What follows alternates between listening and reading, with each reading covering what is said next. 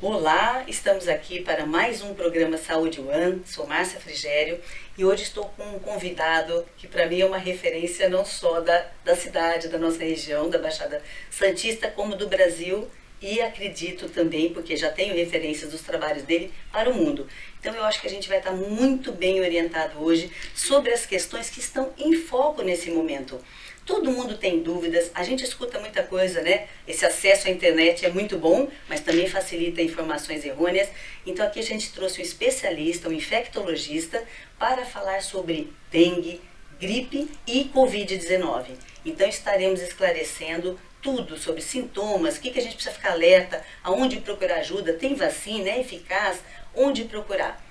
Doutor Evaldo Stanislau, é um prazer estar aqui com você hoje, viu?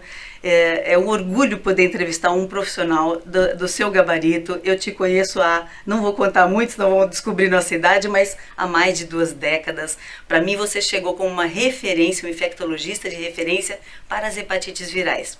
Não só porque você era o médico do presidente da ONG Grupo Esperança, mas também pelo seu trabalho junto ao Ministério e tudo mais.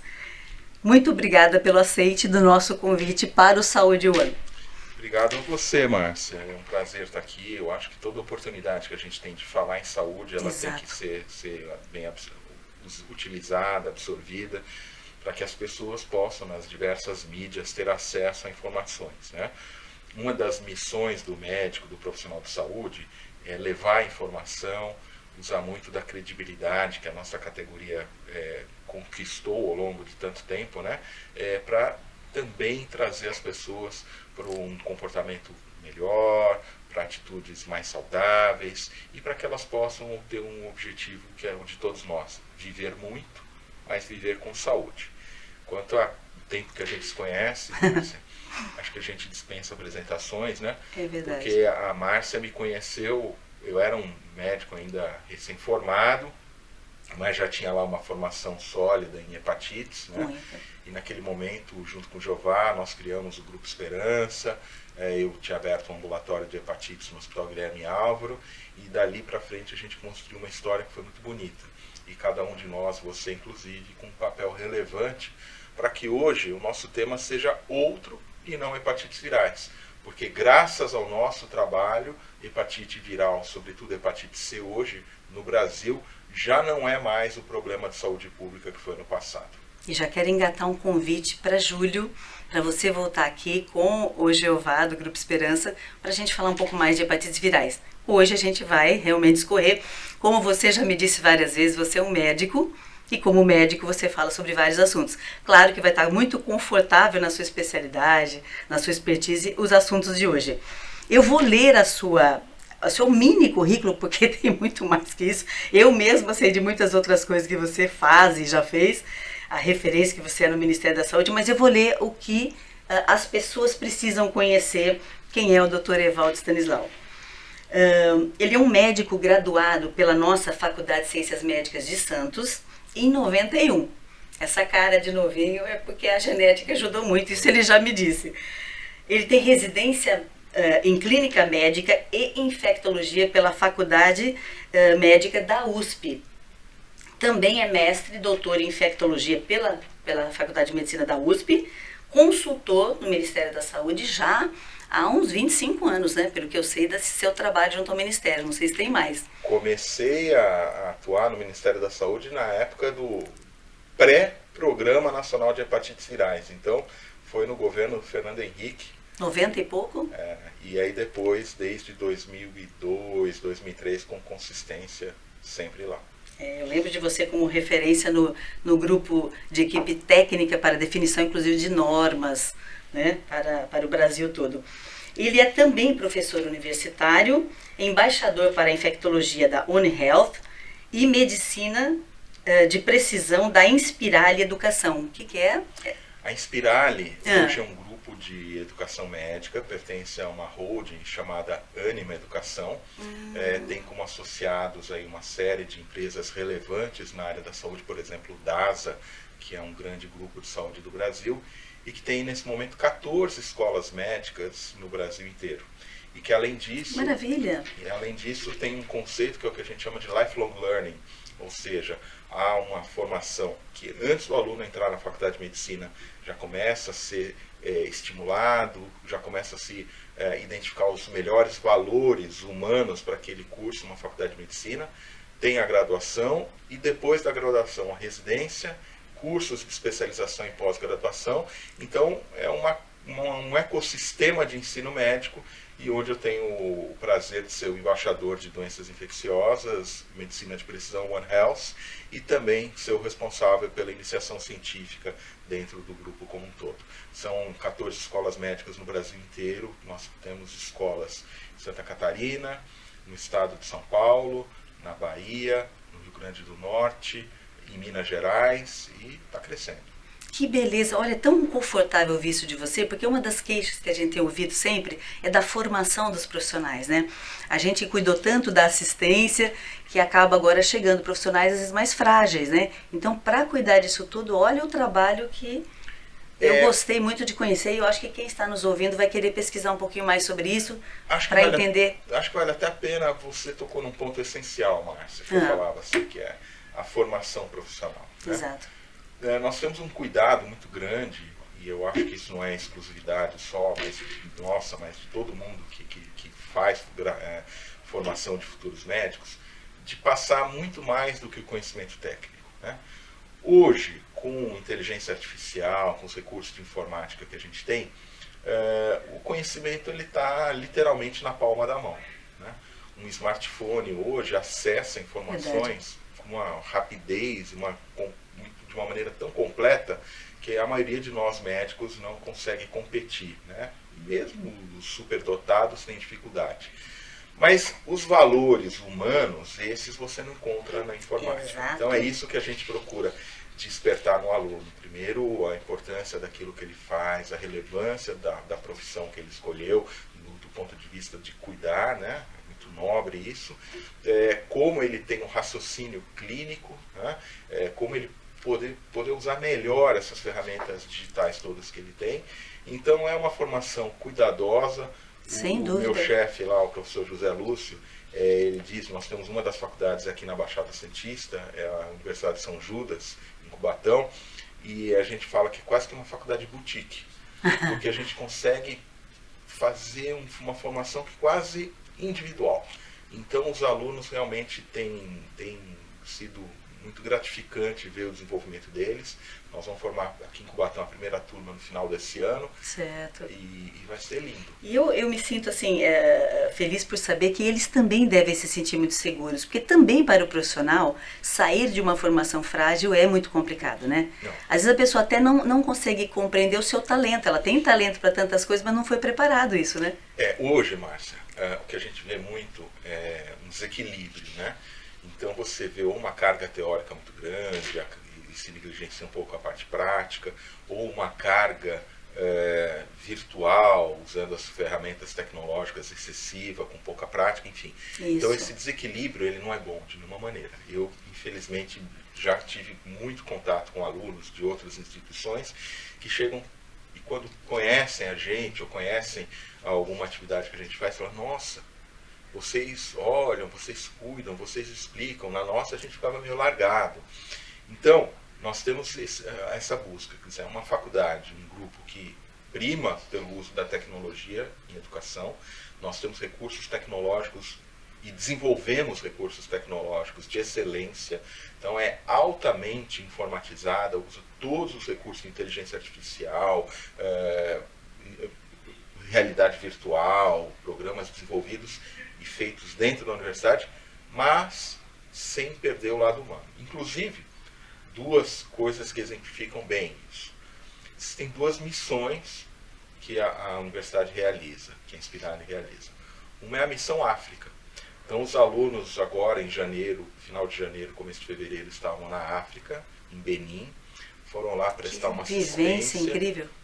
Ficaram lá um período com professores, conhecendo uma outra realidade. Eu costumo dizer que é muito mais para eles voltarem modificados do que tanto para modificar lá, mas esse é um trabalho que iniciou. E tem a Missão Amazônia, mais uma Missão Amazônia, a sexta, salvo o melhor juízo, a sexta Missão Amazônia, que está ocorrendo nesse momento. Então, um navio adaptado, que percorre cidades ribeirinhas, que vai em algumas cidades, e esses alunos, então, com professores também, realizam procedimentos, cuidado, e a missão amazônica ela é recorrente. E onde as pessoas podem procurar isso para conhecer melhor?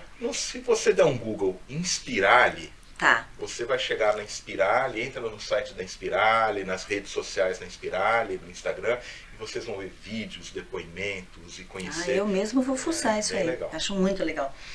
Eu sou da época do Projeto Rondon, né? Quando eu fiz faculdade de enfermagem, eu já fiz Projeto Rondon, 40 dias na Bahia.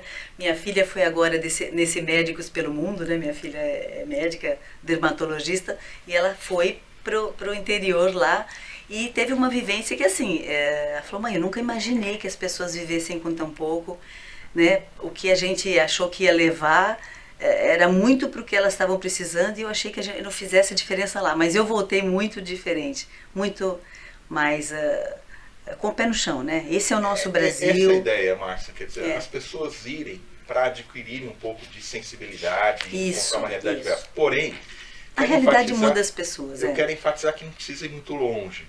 Então, a nossa faculdade, por exemplo, aqui da Baixada, ela está na cidade de Cubatão. Quem conhece Cubatão, eu sou suspeito para falar que eu, quando eu era residente de clínica, eu comecei a trabalhar num hospital privado de Cubatão e até hoje eu tenho muita atividade profissional lá, docente e assistencial. E é muito interessante aquele município. Primeiro porque as pessoas são acolhedoras, parece uma cidade do interior. Segundo porque é quase que uma ilha. Cubatão, por questões locais, acabou desenvolvendo um polo de saúde muito robusto. E aí passou por todas as crises, né, mais ou menos intensidade, mas hoje a Faculdade de Medicina é um polo de organização do sistema de saúde da cidade. Então nós estamos... Olha a importância do serviço público com a educação, com a formação. E é uma faculdade do Mais Médicos. Com as escolas, né, sejam técnicas universitárias. É uma escola do Mais Médicos, então aquela questão da estruturação da saúde. E nós sentimos isso na prática. Nossa primeira turma de alunos certamente vai se inserir ali. Não, e nossa região é mais rica ainda, porque nós temos em Bertioga a população indígena, nós temos quilombolas, quer dizer, aqui como você falou agora há pouco, não precisa ir tão longe para conhecer essas realidades. Se a pessoa tiver interesse, a nossa região favorece um aperfeiçoamento muito grande aos profissionais de saúde, né? Então, para além dessa inserção, desde o primeiro ano, os alunos vão para a rede de saúde. Então, eles estão na UBS, eles fazem matriciamento, eles entram nas equipes de saúde da família e eles vão para os bairros e para as regiões mais desafiadoras do município. É o mais completo possível da formação. Então, assim, é isso que eu digo. A gente pode ir para a África, pode ir para a Amazônia, pode ir para qualquer lugar. Mas, às vezes, aqui mesmo, do nosso lado, a gente já tem essas realidades. E o mais interessante é ver o quanto os alunos estão conseguindo transformar essa realidade. Então, é um projeto que eu diria que é vencedor e muito bonito. E parabéns, viu, para você e para a equipe que coordena esse projeto, porque eu sei que não é fácil botar esse carro para andar, né? Ele tem tudo para ser virtuoso, mas as dificuldades eu sei que são enormes. Mas parabéns, porque vocês já estão reconhecidos.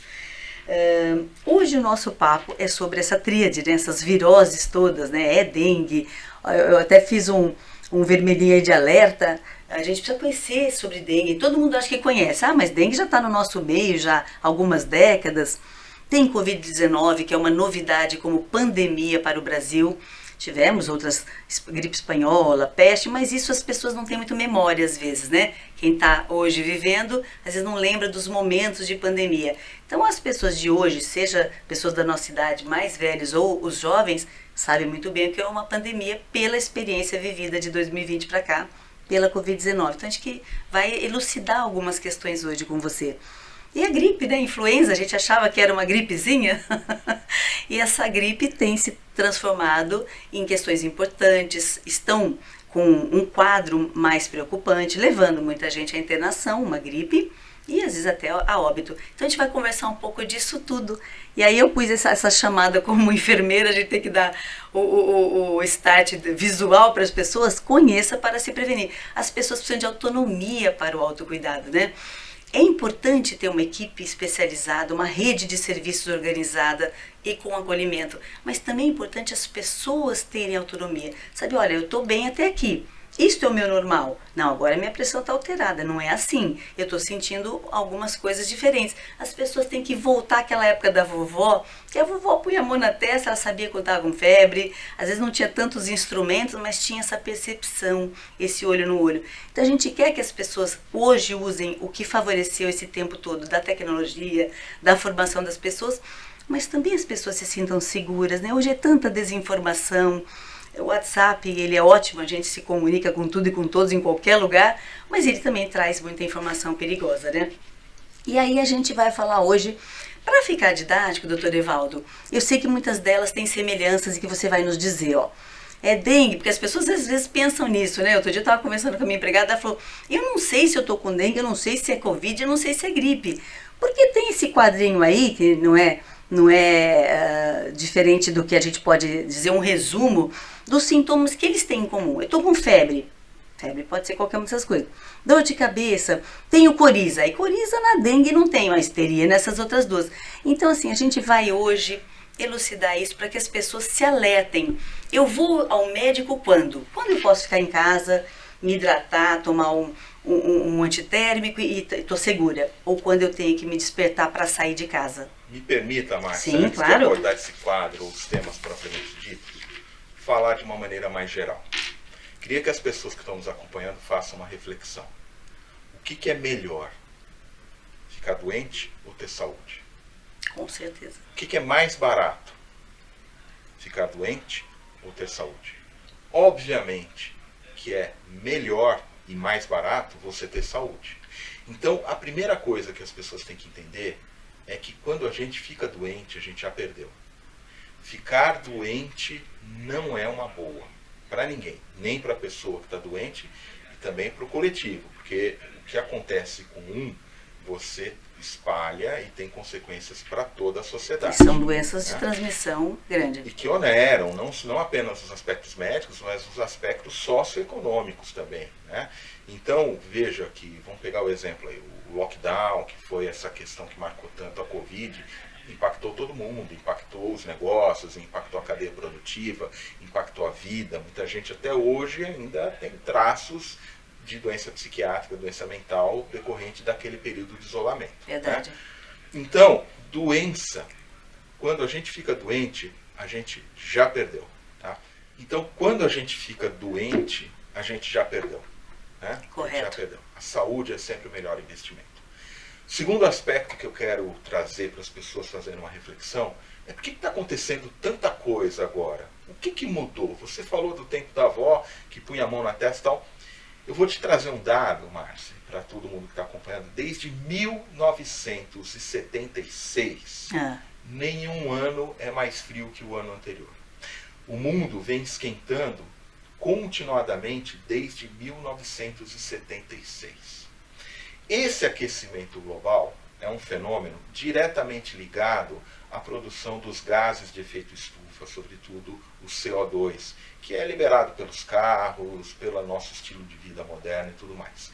E quanto mais você aumenta a presença do CO2 na atmosfera, mais aumenta a temperatura.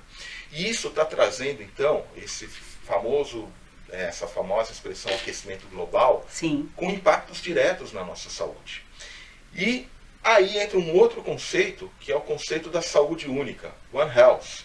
Esse conceito da saúde única, ele diz que a saúde do animal, a saúde do meio ambiente, entenda, não apenas natureza, mas o ambiente que a gente vive e a saúde humana estão absolutamente ligados. Certo. Então, vou dar um exemplo.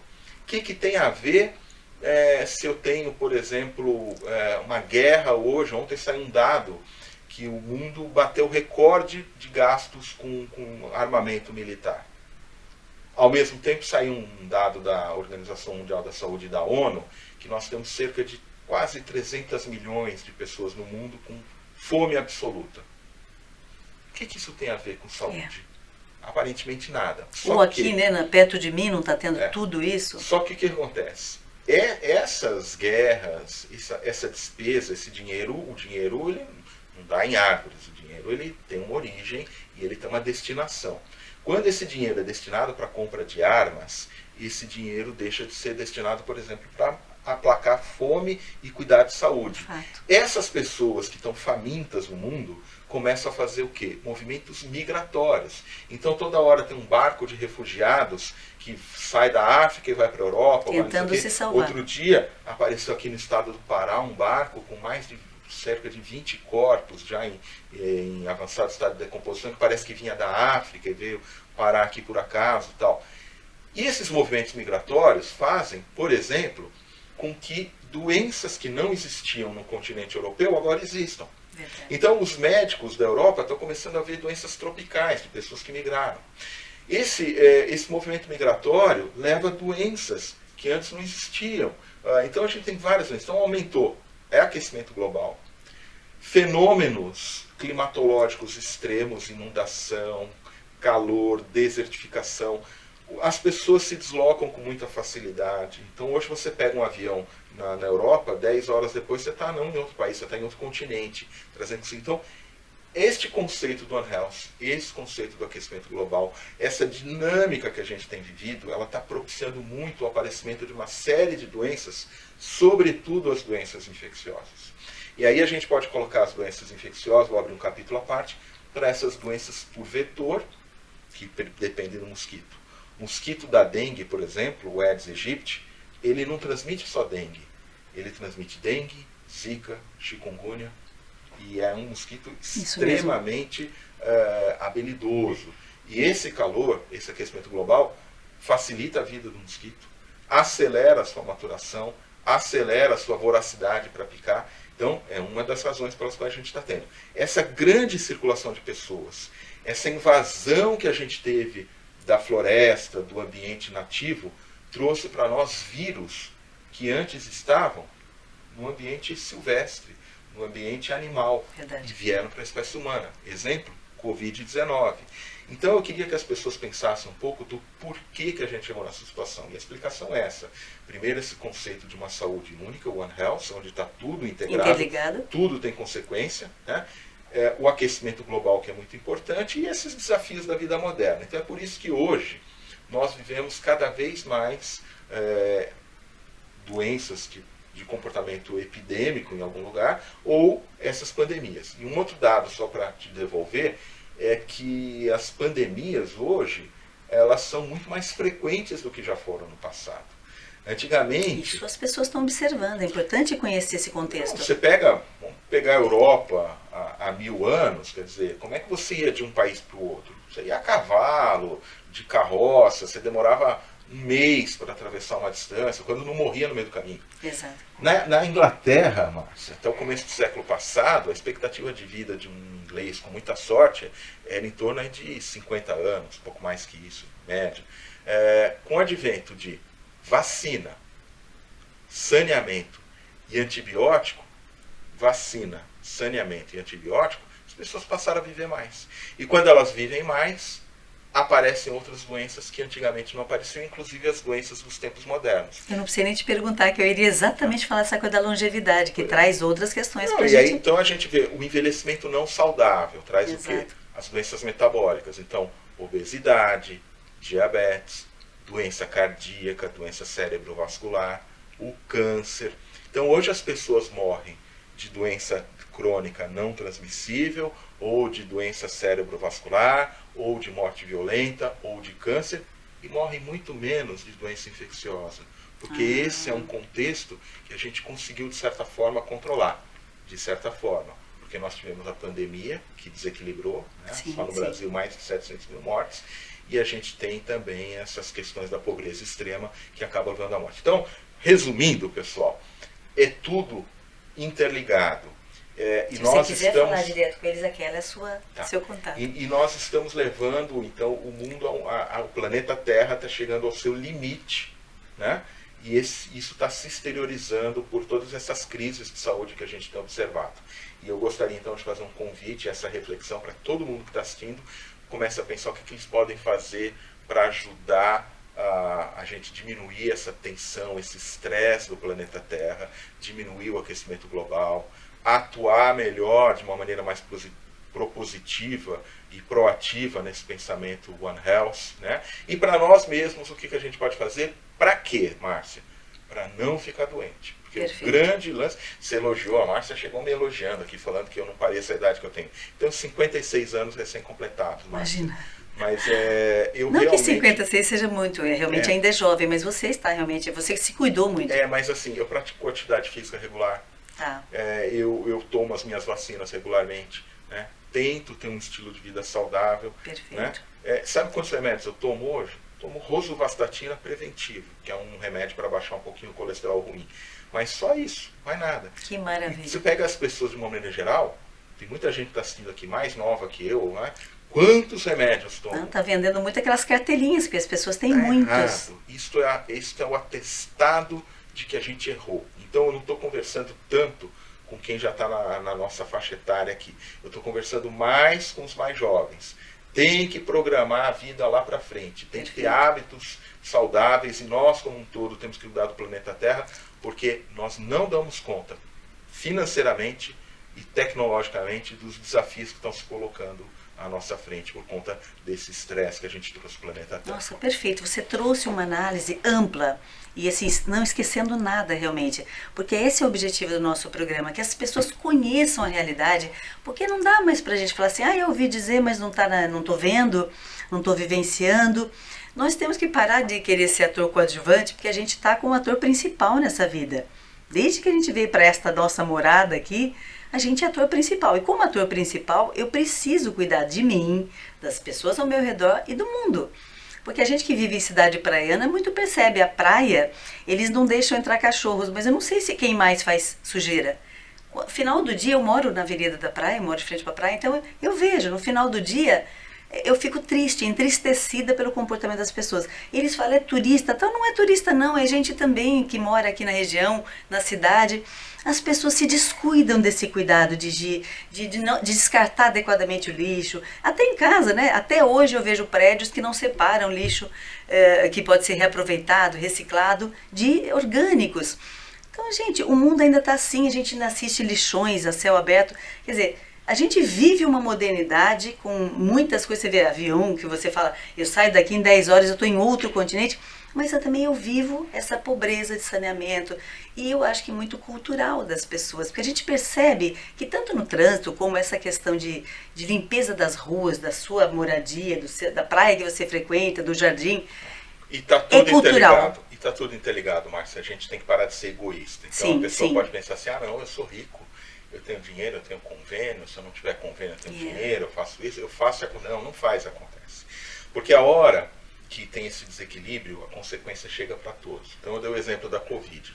Pobre ou rico, ficou todo mundo em lockdown. É verdade. Obviamente que o rico, a pessoa, ela ficou num lockdown, como a Márcia, dentro do mar, ali, vista para o mar e tal. E outros, foi muito mais sofrido. Mas ajudou muito mesmo isso, viu? Foi muito mais sofrido para as pessoas mais humildes que moram numa casa de 2 cômodos com 10 pessoas, por exemplo. Imagina todo mundo ali, o nível de tensão. Né? Mas não sei, isso não me atinge, porque se eu tiver um desequilíbrio econômico, eu vou aumentar a violência, e em algum momento eu sou vítima da violência, e aí é um desfecho de saúde a violência, um tiro, um ferimento com arma branca, um acidente, que vai atingir qualquer um de nós está sujeito a isso. Então, a primeira coisa, eu acho que você foi muito feliz, nós temos que começar a mudar por nós. É uma mudança individual, depois é uma mudança da nossa família, do nosso ambiente social, depois é uma mudança local, regional, do estado, do país e do mundo. Perfeito. Mas se todo mundo começar a mudar um pequeno passinho, a gente vai ter resultados brilhantes. Eu vou te dar um exemplo, já que a gente está na área da saúde. Gases de efeito estufa, aquecimento global. O que tem a ver com a gente, Márcia? Tudo. 5% de todas as emissões de gases de efeito estufa vem do setor da saúde. 5%. Nos Estados Unidos, isso chega a quase 9%. Nossa. E aí a gente tem, dentro do setor da saúde, você como enfermeira conhece bem, nós vamos ter 3 principais emissores. Nós vamos ter os próprios prédios de saúde, que tem lá emissão de gases diretos, por exemplo, gases anestésicos, o consumo de gases para refrigeração ou aquecimento, isso tem uma emissão. a gente tem o consumo da energia elétrica, que é o segundo componente. Mas esses dois representam cerca de 20% da produção de gases de efeito estufa ligados à saúde. 80% são de cerca de 15 práticas assistenciais que a gente tem, inclusive do deslocamento das pessoas. Então, por exemplo, vou dar um exemplo bobo aqui, hein, pessoal. Imagina que eu vou atender a Márcia. Aí eu vi que a Márcia, isso, aquilo, aí eu vou pedir um exame para ela, depois vou pedir para ela ir num tal lugar, naquele outro, vai fazer 5 coisas que vão representar pelo menos 5 ou mais deslocamentos da paciente Márcia. Isso, a Márcia pegou o carro, ou pegou a condução, ou mobilizou outras pessoas e provocou vários deslocamentos. Cada deslocamento desse produz CO2. Será que eu não posso repensar as minhas rotinas assistenciais para otimizar, em vez de eu mandar a Márcia para 5 deslocamentos, tentar montar de uma maneira que naquele dia eu resolva tudo da vida dela? Isso é um pensamento que os hospitais americanos estão começando a colocar. Tem uma publicação recente no New England falando sobre isso, e que é uma coisa que nós médicos e profissionais de saúde de uma maneira geral e a população não presta atenção. Verdade. Só que nós produzimos no mínimo 5%, nos Estados Unidos chega a 8% dos gases de efeito estufa. Então a gente precisa fazer essa descarbonização da assistência à saúde. E tem muita coisa, e muitas delas são hábitos nossos. Sim, a gente não que as pessoas não param para pensar. E tem muito espaço para a gente otimizar isso. E foi muito bom você lembrar isso, porque a gente tem quem nos assista, como está no YouTube, gestores, né? Então é tão importante o gestor compreender isso, porque ele, naquele momento, como gestor, ele tem a possibilidade de fazer mudanças. E é tão bom a gente sair de um lugar, né, Evaldo? Você já esteve em vários locais estratégicos, eu também tive algumas chances, assim, a gente saber que fez a diferença naquilo, para a vida dos funcionários, porque as pessoas às vezes pensam só em quem é atendido, mas sim em quem atende, a saúde mental, inclusive, dessas pessoas. É tão importante a gente propiciar com que as pessoas tenham vontade de levantar da cama e ir para o trabalho. Eu sou embaixador hoje dessas 3 áreas na Spirale, como a gente falou. Infectologia, que é a minha formação, One Health, que é tudo isso que a gente está falando até agora, e a terceira, que chama medicina de precisão. A medicina de precisão, Márcia, eu acho que é o outro grande avanço da medicina. E aí você falou do pretérito, do passado. Então eu tenho certeza que nós dois tivemos as nossas contribuições. Mas daqui para frente, até eu me aposentar, eu acho que eu ainda tenho pelo menos mais uns 20 anos aí, bom para trabalhar. Bom para nós, bom para todos. Eu quero consolidar essa consciência das pessoas no Brasil, tanto do One Health e da medicina de precisão, que é um conceito mais moderno, esse mais focado na assistência e prevenção de doenças, que é exatamente de a gente tratar cada indivíduo como uma unidade, porque a gente tem características genéticas que são únicas, a gente expressa proteínas que são únicas e nós vamos ter doenças que são únicas. Então a gente precisa entender a tempo para tentar, se não evitar, pelo menos mitigar as consequências disso. Correto. Isso aí a medicina de precisão vai fazer. Então os recém-formados, os médicos que a gente está formando e os médicos já formados jovens, os futuros médicos, eles vão praticar uma medicina muito diferente disso que a gente está falando. E só para exemplificar, exame físico, a gente tem que ensinar o aluno a fazer, ele tem que saber. Sem dúvida. Né? Mas tem algumas coisas, tipo a ausculta cardíaca, a ausculta do pulmão, que hoje a gente já tem métodos de diagnóstico na beira do leito que já tornaram obsoleto aquilo. Então a gente tem que saber, porque se faltar luz, se quebrar tudo, se eu for para a ilha de Lost, eu tenho que saber fazer. Mas na verdade, precisa desenvolver então, a escuta e outras coisas mais. A tecnologia vem avançando de uma maneira muito grande e a medicina de precisão se insere nesse contexto. Interessante isso. Se você está no caminho, você vai conseguir isso daí, Evaldo. Só não sei se vão te deixar aposentado com toda essa perspicácia, esse conhecimento amplo, essa cabeça sua que você volta para o mundo, né? Você se olha, se cuida, mas você cuida do mundo. Eu vou dar um corte aqui, porque eu acho que até agora nós temos uma reflexão importantíssima para a segunda parte, que a gente vai falar desses assuntos que incomodam muita gente, que muita gente quer saber. Então, gente, eu vou fazer aqui um encerramento, mas nos aguardem que eu quero perguntar para o Dr. Evaldo, vamos falar muito sobre dengue, Covid-19 e essa influenza, né? A gripe que todo mundo está enfrentando. Nós vamos fazer esse corte, gente, eu volto com esse tema, mas me ocorreu aqui, olha, programa Saúde One. Você intuitivamente já colocou aí saúde, né? Health e One Health. Verdade, nem eu tinha notado isso. E graças ao estúdio, né, do João Antônio, que se chama Estúdio One. Então eles já estão antenados para essa individualidade. Nada é por acaso. Na verdade, Evaldo, é um prazer. Gente, nos aguarde, tem muita coisa vindo por aí. Até a segunda parte.